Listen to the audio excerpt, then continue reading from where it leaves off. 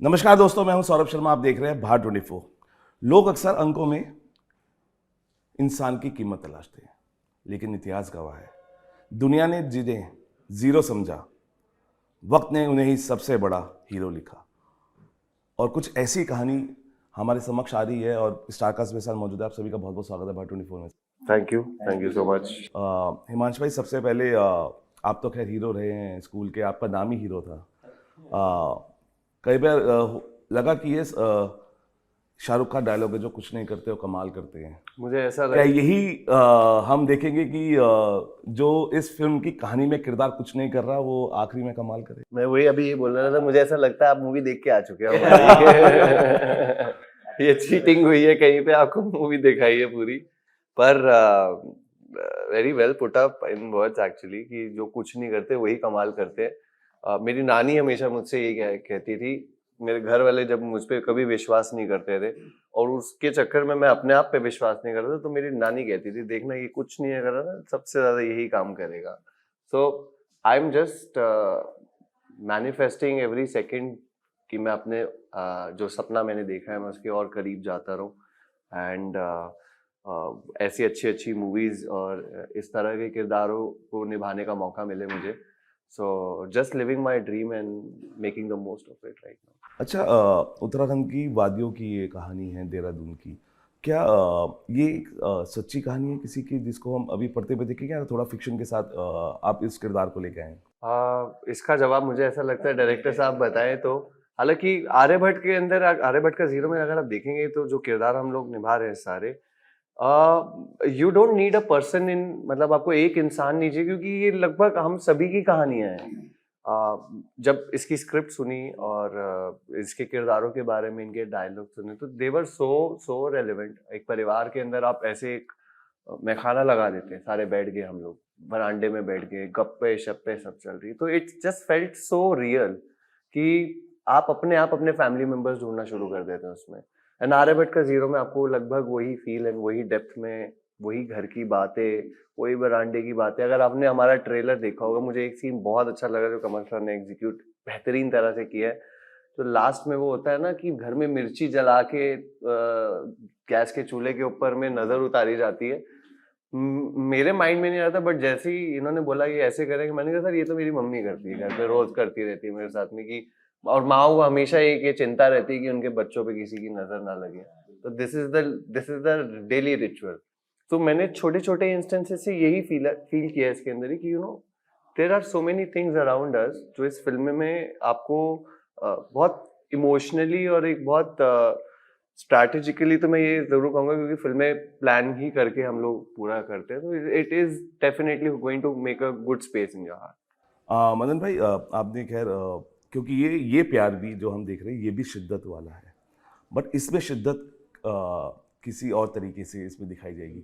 इस शिद्दत को लिखते हुए किस तरीका का आउटपुट आपके अंदर जहन से आया? बिकॉज बहुत आसान होता है किसी को प्यार को दो तरीके से दिखाना, लेकिन ये जो वाली शिद्दत है जो हम देखेंगे, ये कैसे आपने पेपर पे लाई? मेरे हिसाब से ना फिल्में दो तरीके की होती हैं।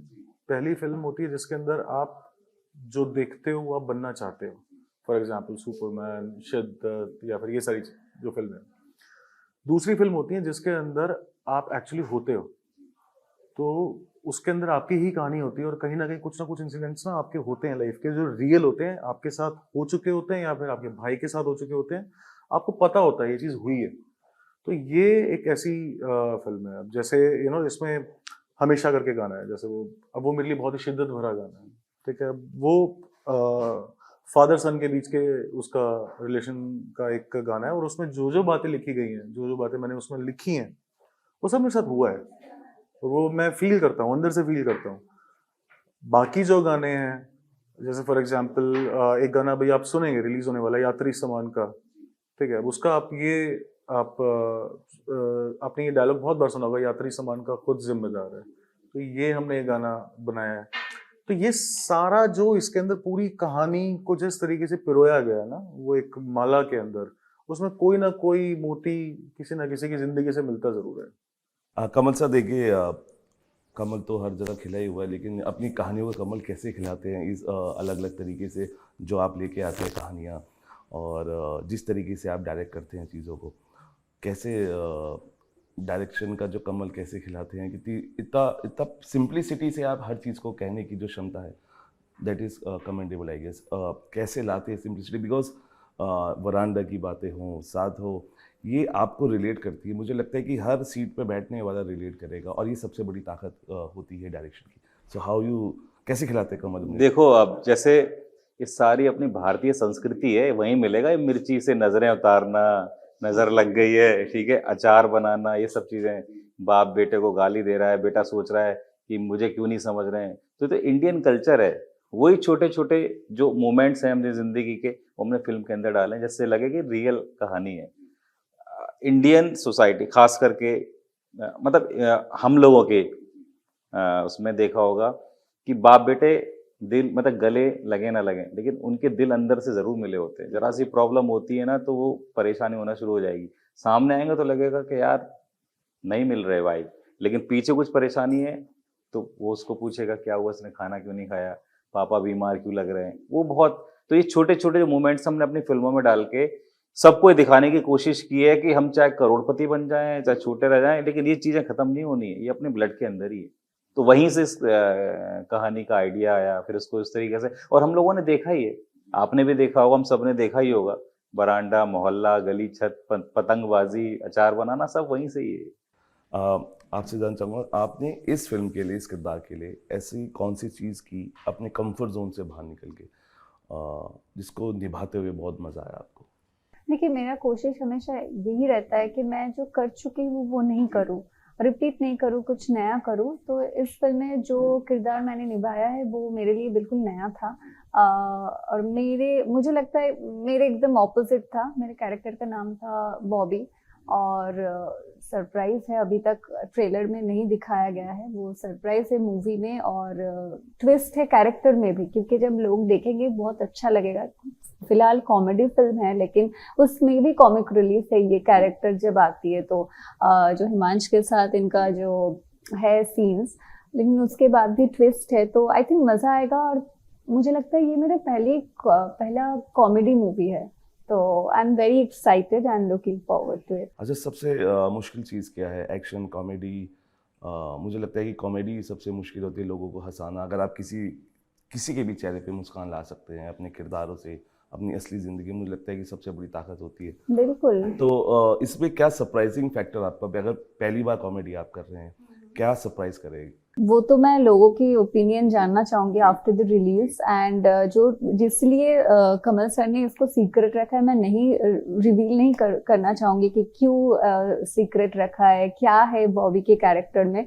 वो लोग देखेंगे तभी आई थिंक मज़ा आएगा, लोग बताएंगे। आई थिंक एक गाना रिलीज होने वाला है बहुत दिल फर्जी, दिल फर्जी, सचेत परंपरा का गाना, दैट्स आवर नेक्स्ट रिलीज है। किया है कॉम्पोज। मोहन भारद्वाज म्यूजिकल है। तो उस गाने में थोड़ा बहुत देखने को मिलेगा लोगों को, लेकिन सस्पेंस तो पिक्चर में ही खुलेगा। हिमांश, अगर बग्गू की मुलाकात 12th फेल्ड के मनोज कुमार शर्मा से हो जाए, तो एक दूसरे को क्या सलाह देंगे? वो एक दूसरे को आई थिंक एक ही सलाह देंगे दोनों, that you know you are doing good, आप बहुत बेहतरीन कर रहे हैं, कि आप अपने आप पे विश्वास रखते हैं और यू नो सारे चैलेंजेस को फेस करते हैं, और ना ही सिर्फ उन्हें फेस करते हैं, बट एक सोसाइटी में एग्जाम्पल भी बनते हैं कि लोग जब यू नो अपने उन मोमेंट्स में टूट जाते हैं या अपने आप से भरोसा उनका उठ जाता है, तो यही वो कुछ किरदार है सोसाइटी में जो सिनेमा के द्वारा हम सभी लोग किसी न किसी माध्यम से अपलिफ्ट करते हैं, कि फाइनल डेस्टिनेशन जो लोग हमेशा एम करते रहते हैं कि मैं वहाँ पहुँच जाऊँ, बट इन किरदारों से ये आपको समझ आ जाएगा कि डेस्टिनेशन से ज़्यादा इम्पोर्टेंट जर्नी है। बिल्कुल, चलते रहना बहुत ज़रूरी है, कारवां खुद जुड़ता रहता है, और इस कारवां का एक पहलू आपका आर्यभट्ट का जीरो भी है। लेकिन भाई, सोशल मीडिया पर किसी को लूज़र और या फेलियर कहने में 1 मिनट लगाते हैं लोग। क्या ये हमारी संवेदनशीलता को ख़त्म होता हुआ दिख रहा है? बिकॉज ये भी एक कहानी कुछ ऐसे ही है कि आपको हार नहीं मानना। फेलियर इज़ कोई एक परमानेंट नहीं है, it is an event, it will come and go.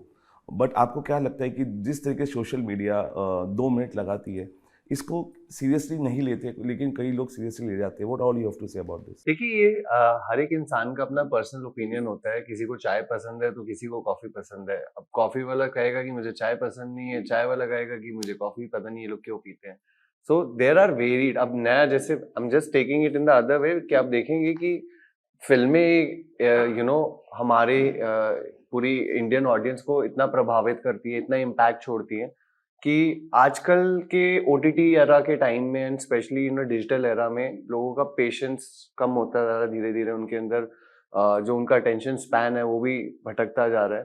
So you have to see how social media is working in today's era. और वो फिल्मों को भले ही वो एक रीच देता है, पर इट इज समवेयर ये है, हम ही सभी एक्टर्स को भी बुरा लगता है कि साल भर की हमारी पूरी मेहनत होती है जिसमें हम जान झोंक देते हैं अपनी।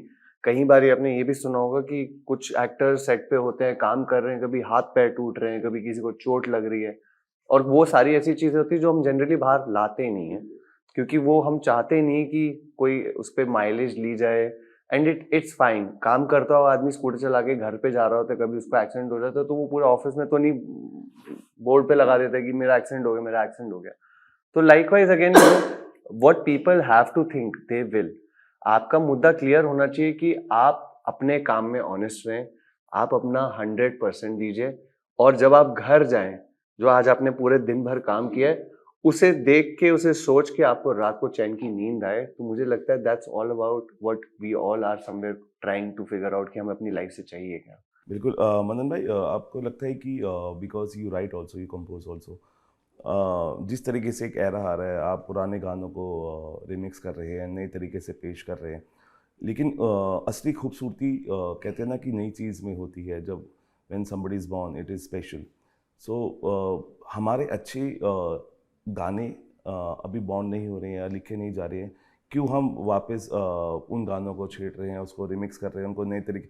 आपको लगता है कि ये जिस शिद्दत से आपने लिखा है, अर्जुन वैली है, बहुत सारे गाने हैं, सबने पसंद किए, क्यों अच्छी लिखाई नहीं आ रही है, ये मौका नहीं दिया जा रहा है? नहीं सर, अच्छी लिखाई आ रही है, ऐसा नहीं है। और ये बड़ा ना हॉट टॉपिक रहा है बहुत टाइम से। मतलब ये पिछले, अगर आप 50 साल का इतिहास उठा के देखोगे बॉलीवुड का ही, मैं सिर्फ अगर स्पेशली बोलूँ तो गाने ऐसे रिमिक्सेस, रिक्रिएशंस होते हुए आए हैं। अब अच्छी बात ये है कि क्रेडिट्स मिल रहे हैं। पहले क्या होता था, गाना कॉपी हो जाता था और किसी को नहीं पता होता था ओरिजिनल किसका है। मैं आपको एग्जांपल के तौर पे मेरा पिया घर आया बता देता हूँ। आज जाके पता लग रहा है हमें कि मेरा पिया घर आया फतेह अली खान साहब का गाना था, तो बहुत गाने ऐसे हैं। बट अब अच्छी चीज़ ये है कि क्रेडिट्स मिल जाते हैं। मुझे पता है मेरा शिद्दत गाना अगर कल को आज से 20 साल बाद कोई और बनाता है, जो कि हो सकता है उसको उस टाइम की साउंड के हिसाब से बना दे, या 25-30 साल बाद बनाता है, तो मेरा क्रेडिट आ जाए ओरिजिनल कॉम्पोजिशन बाय मानन भारद्वाज, तो वो बहुत अच्छी बात है। बाकी मैं स्टिल ओरिजिनल्स के साथ हूँ। मैं कोशिश करता हूँ कि मैं अपने अंदर से वो चीज़ें निकालूं जो सुनी ना गई हों। अभी ओरिजिनल इतनी ओरिजिनल हो कि अभी एक ऐसी फीलिंग जो आप तक पहुंचे और आपको लगे कि यार ये मैंने सुना नहीं था बट मेरे को टच कर गया ये। तो वो जो चीज़ होती है वो पोइट्री से, कॉम्पोजिशन से, इन सब चीज़ों से बहुत ज़्यादा प्रभावित होती है। और बहुत सारी चीज़ें ना ऐसी भी हैं जो आपके इर्द गिर्द घूम रही हैं, मगर आपने उनको गानों के रूप में नहीं देखा। तो उस चीज़ को उठा के, उन चीज़ों को आपस में, मैं अभी जैसे कमल जी को रास्ते में यही बता रहा था कि हमारे इर्द गिर्द ना बहुत सारे बबल्स घूम रहे होते हैं। वो बबल्स में क्या है, डिसीजंस हैं, बातें हैं। मैं कौन सा बबल उठा के अपनी जेब में रख लेता हूँ ना, वो मेरे पे डिपेंड करता है। तो मैं वो बबल के अंदर कौन सा थॉट लेके आता हूँ। लेकिन कई बार होता है कि आपने दिल से लिखा और मन से लिखा, लेकिन कई बार बदलाव होते हैं और वो भी हर्ट करता है चीज़ें, बिकॉज इतने मन से लिखा हुआ कुछ भी सर चीज़ एंड अब प्रोडक्ट उसको। के ऊपर बात है। मैंने जी। एक फिल्म के अंदर ना 164 वर्जन बनाए थे एक गाने के, 12 सिंगर से गवाया था वो गाना, 12 सिंगर से। मैं वो नाम नहीं लूंगा क्योंकि वो सिंगर्स बहुत नाराज हैं कहीं ना कहीं। 12 जो हमारी कंट्री के टॉप नॉच सिंगर्स हैं, उन 12 सिंगर्स को रिजेक्ट किया गया है और उसके 164 वर्जन बनाए हैं मैंने गाने के। अगर आपका फाइनल वर्जन जो है, फाइनल वर्जन वो अगर आपको सेटिस्फाई कर रहा है और आपकी ऑडियंस को पसंद आया है तो बहुत सक्सेसफुल हो आप, नहीं तो वो सब बेस्ट। वो गाना हिट है। हाँ हिट। अच्छा, अगर मैं आपसे जानता हूँ व्हाट इज सक्सेस, क्योंकि सक्सेस के बहुत पैमाने होते हैं, आपके लिए सक्सेस क्या है? मेरे लिए सक्सेस से जैसे हिमांश ने बोला कि घर में जाके काम के बाद आपको सेटिस्फाइड फील होना चाहिए। और ये भी ज़रूरी है कि पैसा थोड़ा बहुत होना चाहिए कि आप अपना बिल्स पे कर सको, आपका जो फैमिली का, आपका खुद का ट्रीटमेंट आप करा सको। इतना पैसा होना चाहिए और सेटिस्फेक्शन होना चाहिए, ये मेरे लिए सक्सेस है। शांति होना चाहिए। कमल सर, ये स्टोरी बहुत कुछ कहती है और इसके भी अलग अलग लेयर्स हैं स्टोरी के कि ये क्या मैसेज देगी। एक मैसेज देगी कि आप अपने प्यार को पाने के लिए क्या कर सकते हैं और आप कैसे अपने फेलियर्स को हैंडल कर सकते हैं। लेकिन क्या आपको लगता है कि जिस तरीके से हमारी सोसाइटी अभी जेनजीज वो कैसे काउंट करते हैं सक्सेस? पैसा है, गाड़ी है, बैंक बैलेंस है, या सक्सेस के पैमाने आपके लिए क्या है? बिकॉज आपने बहुत सारी लेयर्स दिमाग में होंगी जब ये कहानी आपके दी, तो what is the best layer of this story? देखिए, मैं एक बात कहता हूँ, जो अपना समाज है ना, सोसाइटी है, ये जो फेलियर है ना, फेलियर उसको कभी माफ़ नहीं करती है। जैसे अभी आपने थोड़ी देर पहले क्वेश्चन किया था हिमांश को कि भाई लोग बोलते रहे तो फेल है, तो कुछ ज़िंदगी में कुछ नहीं कर पाया, लेकिन वो इतनी दकियानूसी बातें हैं, इतने चेंज ओवर उन लोगों के। अगर वो सक्सेसफुल हो जाता है ना बंदा अगले साल या 2 साल बाद, हमें तो मालूम था यार ये तो कर ही जाएगा, ये तो लगा हुआ था बंदा, ये तो उसका एक वैसा फेस था। हर कामयाब आदमी हाँ, सबका रिश्तेदार साला होता वो है। फट से वो जो चीज खट से वो ना वो सोसाइटी ऐसे चेंज कर देती है। और बाकी हमारे भगत जी बताएंगे इसके बारे में, हमारे प्रोड्यूसर साहब हैं, इनसे बिल्कुल, भी एक अगला दो सवाल वही था, क्वेश्चन, बिल्कुल। हाँ उनसे ही करो। अभी एक दो नहीं 4 सवाल इनके। किस लेयर को आपने बहुत करीबी से देखा इस स्टोरी की? देखिए, मैं पहले बताऊं कि जो कास्टिंग है कमल जी ने जब शाइन किया, तो कास्टिंग बहुत बढ़िया है इस फिल्म के लिए। इनकी मैंने मेकिंग किया क्योंकि आज रवि किशन जी नहीं अब यहाँ नहीं आए हैं, लेकिन वो भी इस फिल्म में हैं और बड़ा अच्छे उन्होंने अभी लास्ट के कुछ टाइम में काफ़ी अच्छे फिल्म करते हुए आ रहे हैं। फिर अभी शिल्पा शिंदे जी हैं अभी वो, और राजेश शर्मा जी, प्लस गोपाल दत्त जी, बहुत सारे, मनन जी के तो म्यूजिक के बारे में आपने बताए। मेन सबसे बड़ा मुद्दा मैं आपको बताता हूँ, ये फिल्म जो है ना, दर्शना ने बताया कि कॉमेडी, मतलब कॉमेडी का भी सीन है, लेकिन ये फिल्म जो है ये आम घर की कहानी है। 2 टायर 3 टायर सिटी में आप जाओगे, जब ये सस्पेंस हटेगा 7 अगस्त को जब फिल्म आ रही है, आप हमारा मेन जो पॉपुलेशन कहाँ है, मेट्रो सिटी में कितने लोग रहते हैं, ठीक है, लेकिन आज पॉपुलेशन कहाँ है? आप हम मेट्रो सिटी में देखते हैं वो लाइफ, वो चकाचौंध, बड़ी गाड़ियां, बड़ा घर शुरू से, लेकिन इसके बाहर दुनिया है। अगर 150 करोड़ अगर पूरे इंडिया में लोग हैं, तो उसमें से 125 करोड़ बाहर रहते हैं, मतलब मेट्रो सिटी से बाहर। वो आम घर की कहानी है। जैसे कमल जी ने बताया, बाप बेटे से, बेटा चाहता है बाप को भी, बाप बेटे को चाहता है, जग जाहिर नहीं करता है, बोलता है, और चला जाता है तो बोलता है गले लगा लेते हैं, प्यार कर लेते हैं, वो अपनी वाइफ से बोलेगा कि सब ठीक है, देख लिया, पहुंच गया। ये हम सबकी कहानी है, हम बता नहीं पाते हैं। और जो बग्गू का किरदार निभाया है जिन्होंने, हिमांशु जी को तो पहले से लोग देखते आ रहे हैं, यारियां इतना सुपर डुपर रही, आज भी उनके गाने लोग प्ले करते हैं, सुनते हैं। तो ये स्टोरी क्या है कि एक सबसे बड़ा मैसेज मैं आपको बताता हूँ जो लोगों को मिलेगी देखने के बाद, कि हार नहीं मानना है, क्योंकि एक आदमी पूरा फाइट कर रहा है जीवन में कुछ बनने के लिए। आपने टीजर में देखा होगा कि तुमको आईएएस बनना, आईएएस के लिए इतना मोटा चश्मा लगेगा, बंदा नहीं बन पाता या बन पाता है, जो भी है, सस्पेंस है। अब उसके बाद भी क्या है कि वो हारता नहीं है, कहता नहीं यार मैं मेहनत करूंगा, वो पॉलिसी तक बेचने चला जाता है, वो पढ़ाई करता है, बहुत सी चीजें हैं उसके अंदर में। जब देखेंगे लोगों को इतनी चीजें अट्रैक्टिव लगेगी कि यार एक लड़के ने जीरो से कहानी स्टार्ट की, एंड ऑफ द टाइम तक भागता रहा, भागता रहा, भागता रहा, और उसके बाद लास्ट में सफलता मिलती है, तो लोग अपने से अटैचमेंट करते हैं, यार मेरी भी जिंदगी ऐसी थी, मैं भी यहाँ पे स्टोव पे खाने बनाता था। बहुत ऐसे हजारों लोगों की आप स्टोरी आप देखोगे, हम स्टोव खाना बनाते थे, फिर मैं बाद में आईएएस क्रैक किया, फिर बाद में मैं बिजनेसमैन बना। तो ये स्टोरी जो है ना, 1 करोड़ लोगों की नहीं है। अगर आप देखेंगे कितनी भी बड़े फुटबॉलर को ले लीजिए, क्रिकेटर को ले लीजिए, बिजनेसमैन को ले लीजिए, उनकी जर्नी जो है वो जीरो से स्टार्ट हुई है। वही हिमांशु की जर्नी जो है जीरो से स्टार्ट हो रही है, और जीरो से स्टार्ट होकर हीरो कैसे बनता है उस सबको 7 अगस्त को पता चलेगा। उसके लिए थिएटर आना पड़ेगा।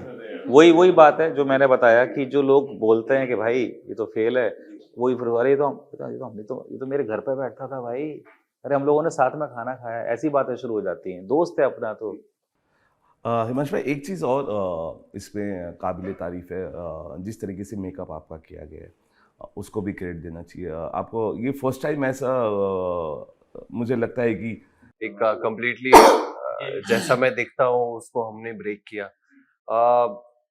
देखिए एक्चुअल में अगेन हर एक एक्टर है उसकी सबसे पहली पसंद एक फिल्म में ये होती है कि मैं कुछ ऐसा करूं, कुछ नया करूं जिससे मेरी ऑडियंस खुश हो, जो उन्होंने कभी मुझसे पहले एक्सपेक्ट ना किया और देखा ना हो। और मेरे माइंड में ये विजन आता उससे पहले कमल जी ने इसके बारे में मुझे इस दुनिया से वाकिफ कराया, एक कंफर्ट स्पेस में मुझे लेके आए कि आपको ये ऐसा ट्राई करना चाहिए। लोग आपको यारिया से जानते हैं और 2-3 फिल्में जो मैंने बीच में की, तो मुझे ऐसा लगा it was very brave of him to try something different with me, क्योंकि आज का समय ऐसा है सर, जो चल रहा है ना सबको वही चाहिए, एक्स्ट्रा एफर्ट लगाना है, बट वो कह रहे हैं यार जो चल रहा है, जो जैसा है वो वैसे का वैसे ही चाहिए, तो जिसे हम टाइप कास्ट बोल देते हैं। तो I definitely give the entire credit to him and the team I had. Prosthetics वाले लोग थे, मेकअप वाले लोग थे, और एक फिल्म के अंदर में अपना डी ग्लैम अवतार में आना, और वो भी ऐसा अवतार जिसमें मेरे घर वाले मुझे पहले दिन सेट पे आए थे देहरादून, वही नहीं पहचान पे। मम्मी के साथ में ऐसा सर हुआ, रोड पे हम लोग शूट कर रहे थे, तो मम्मी ने मुझे कॉल किया और मैं टेक में था उस समय, रात का समय था, रोड पे भीड़ थी उस समय, तो उन्होंने मुझे बोला बेटा मैं आ गई हूँ देहरादून, कहाँ पे मैं मिलने आई हूँ। तो मैंने कहा मम्मा बस 2 मिनट शॉट है, अभी फिनिश करके आता हूँ, लास्ट टेक है। तो उन्होंने बोला हाँ यार भीड़ तो है, पर तू दिख नहीं रहा मुझे कहीं पे, बता मैं कहाँ हूँ। तो मैंने कहा मैं कैमरे के आगे ही खड़ा हूँ। तो कहती कैमरे के आगे तो नहीं दिख रहे हो तुम। तो मैंने कहा आप थोड़ा दूर हो गए। कह रही हाथ उठाइए। तो मैंने ऐसे हाथ उठाया तो उनकी बस फोन पे आवाज आई, हाय राम। ये तो हमारा बच्चा नहीं है। तो मुझे तब लगा कि कुछ तो डिफरेंट कर रहे हैं, कि अगर मेरी मम्मी मुझे रिकॉग्नाइज नहीं कर पा रही है। And this not just only gave me strength but lot of courage कि मैं आगे के जितने भी किरदार निभाना चाहता हूँ, मैं अब अपनी लुक्स को लेके, अपनी पर्सनालिटी को लेके रिजिड नहीं हूँ कि मुझे ऐसा ही आना है। आज मुझ में हिम्मत आई कि मैं और इससे और डिफरेंट टाइप ऑफ कैरेक्टर्स निभाना चाहूंगा। And thanks Kamal again for नहीं थैंक यू इसको हिमांश को भी, क्यों हिम्मत चाहिए इस चीज के लिए, और इसकी पूरी कहानी है। हम लोग जब हिमांश आए, जब देहरादून, बड़े बड़े लंबे इतने, उस समय तो बहुत बड़े बड़े बाल कर रखे थे, कलरिंग भी हो रखी थी उन पे मुझे याद है अच्छे से, गोल्ड और बिल्कुल गोरा चिट्टा पंजाबी मुंडा। तो सब कुछ चल रहा था दिमाग में, वही चल रहा था यार कुछ तो अलग करें, कुछ तो करें, क्या करें। फिर एक दिन गए हम लोग रूम में, बोला भाई तुम्हारे बाल काट दें। तो ये क्या, मैंने तुम काटो यार, तुम तो थोड़ा लगा, लेकिन मतलब थैंक यू कि इसने फेथ किया, अब बाल काट दिए, अब आगे की स्टेप सुनो। मैंने यार बाल तो अच्छे ही नहीं लग रहे, तो गोरा चिट्टा आदमी छोटे छोटे बाल में तो और अजीब है। मैंने फिर चलो अब एक और एक्सपेरिमेंट किया, फिर टोन डाउन किया, फिर एक ओमकारा की याद आ रही थी वो देख पूरा। के जी। फिर एक कट का एक यहाँ लगाया, कट का नहीं, यहाँ अच्छा नहीं लग रहा है, यहाँ लगा, फिर फाइनली यहाँ एक कट का निशान लगाया। फिर जब ओवरऑल एक कपड़े वपड़े डाल गए, मैंने यार ये है बग्गू हमारा, ये है ब्रह्मगुप्त श्रीवास्तव। बट हिम्मत की बात हिमांश की है कि उसने उस चीज को एक्सेप्ट किया, और आज हम सब चीज उसी की बात कर रहे हैं। मतलब जो हम लोगों ने उस समय सोचा, आज वो चीज अच्छे से जस्टिफाई हो रही है।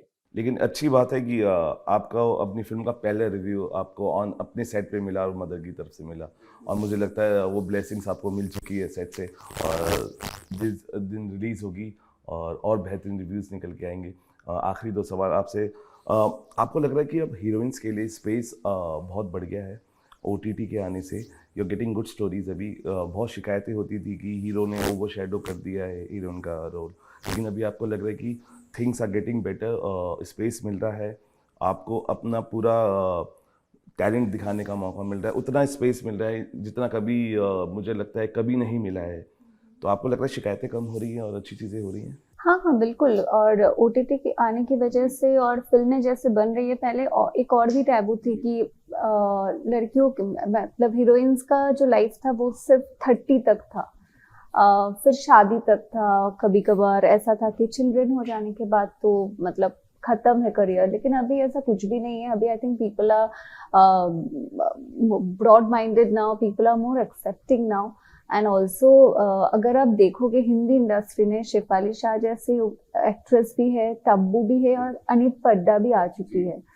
तो हाँ, बहुत सारे रोल्स ऐसे लिखे जा रहे हैं औरतों के लिए, एक्ट्रेसेस के लिए, और अच्छे स्टोरीज दिए जा रहे हैं, और हाँ, शिकायतें तो कम हो सो रही है। Now actresses are not a glam doll in the films, उनको ताकतवर किरदार मिल रहे हैं। बिल्कुल, बिल्कुल। कोई ऐसा एक ऐसा किरदार जो आपको लगता है आपके दिल के करीब है और आप निभाना चाहते हैं उसको on screen? Taboo in Drishyam and after 10 years or something, क्योंकि वो maturity चाहिए चेहरे पे, वो बहुत important है। और maybe Vidya Balan's character in कहानी। Oh, that was very good. Very good. कहानी में क्या किसी की और की एंट्री हो चुकी है अब थर्ड में। हाँ। मैं उम्मीद करता हूँ कि और कहानियां बनेंगी और उसका आप पार्ट होंगे कभी। भाई आखिरी सवाल जाते जाते, क्या आपको लगता है, क्रेडिट की बात आप कह रहे थे, लेकिन आपको अभी लगता है कि ये मौका दिया जा रहा है आपकी, because you are part of this fraternity, आपके जो आप करते हैं, कंपोज करते हैं, लिख रहे हैं, तो कैसे आपको मौका दिया जाए? बिकॉज बहुत लोगों की शिकायत होती है कि गाना हमने लिखा है और देखिए आज वो खुश हो रहे हैं, वो इनर हैप्पीनेस नहीं मिल पा रही है बिकॉज क्रेडिट की बात हो रही है। तो कैसे और चीज़ों को और बेहतर बनाया जा सके म्यूजिक इंडस्ट्री में, क्या बदलाव चाहते हैं आप? सर सबसे पहले तो ना मैं आपको एक चीज़ बताता हूँ। आप 1970 के टाइम पे जाएंगे, साल में 4 फिल्में रिलीज होती थी, 3 या 4 गाने आते थे, टोटल 20। फिर उसके बाद 10 साल बाद 4 की 10 हुई, गाने आने लगे 50-60, ऐसे 10 साल बाद बदलता रहा। आज की डेट में एक डेट पे आप एक दिन में 25 से 30 हजार गाना रिलीज हो रहा है, विच इज, आप समझ रहे हैं? तो अब यहाँ पे क्या हो गया ना, पथ भ्रमित हो गए लोग। मैं ये शब्द आपको बताऊंगा, पथ भ्रमित कैसे हो गए हैं। आप एआई के थ्रू भी म्यूजिक बना रहे हैं, ठीक है। आप जिसके पास कैमरा है वो डायरेक्टर बन गया, जिसके पास कंप्यूटर है वो म्यूजिक डायरेक्टर बन गया। लर्निंग प्रोसेस कम हो गया है, सीखना कम हो गया है। और जब आप एक होता है कॉन्फिडेंस, होता है कि यार मैंने गाना बनाया, मेरे को पता है, वो कॉन्फिडेंस ना आपके पास टाइम से और एक्सपीरियंस से आना चाहिए, गलतियों से आना चाहिए। आपने गलतियां करी, एक्सेप्ट करी, वो आपको एक्सपीरियंस तब आता है। अभी प्रॉब्लम क्या है ना, एवरीवन इज ए रहमान, वो गलत है। आप एक फिल्म बनाते हैं, रहमान साहब भी जब करते होंगे तो बहुत सारे गाने नए बनाते होंगे, रिजेक्ट सिलेक्शन, बहुत सारी चीजें होती होंगी। जैसे मैंने अभी आपको बताया, शिद्दत की बात करूँ तो मैंने 74 सॉन्ग्स बनाए थे उसके लिए, उसमें से मेरे सिर्फ 4 गाने लगे थे शिद्दत के अंदर, 74 ट्रैक्स। बट वो गाने उसके बाद किसी ना किसी फिल्म में लग गए और वो भी गाने सुपर हिट है। मैं आपको ऑनेस्टली ये चीज बता रहा हूँ। तो आपका ना बैंक स्ट्रांग होता जाना चाहिए, आपके पास इतना थॉट्स होने चाहिए ना आपके दिमाग में। अब आप ये करते हो, फॉर एग्जाम्पल कोई, यार ये वाला गाना मेरे को बहुत अच्छा लगा, इस जैसा गाना बनाता हूँ, आप कभी भी वो चीज प्रोड्यूस नहीं कर पाओगे, क्योंकि दिमाग में वही चीज़। दिमाग में वही चीज चली जा रही है। You know, you need to find yourself. आपको खुद को ढूंढना बहुत जरूरी है।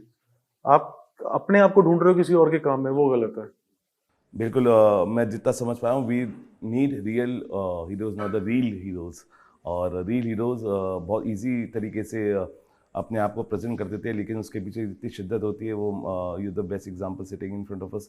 थैंक यू, आप हमसे जुड़े। और हम यही कहेंगे कि आर्यभट्ट का ज़ीरो कहने में बड़ा आसान है, लेकिन जब ज़ीरो किसी के चेक में ऐड होता है तो सबसे ज़्यादा खुशी भी आपको होती है। सही बात है। जीरो के लिए वो भी बोला गया है ना कि जीरो का खुद का कुछ मान नहीं होता, लेकिन अगर किसी के पीछे लग जाता है तो उसका मान बढ़ा देता है, सम्मान बढ़ा देता है। तो अगर आप उस ज़ीरो को नई नज़रिए से देखना चाहते हैं, उस ज़ीरो को हीरो बनते हुए देखना चाहते हैं, और हीरो के पीछे उस ज़ीरो की कितनी वैल्यू है, तो आपको 7 अगस्त को देखना पड़ेगा।